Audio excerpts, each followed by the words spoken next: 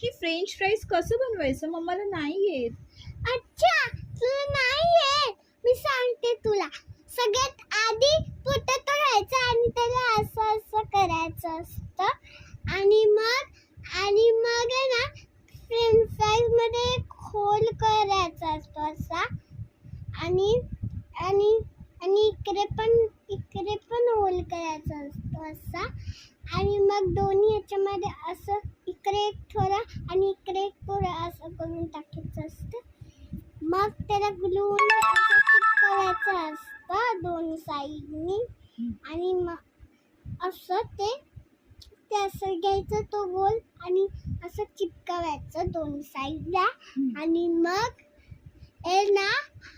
मग त्याला हातामध्ये घेऊन तळायचं आणि मग झाले फ्रेंच फ्राईज. बाय.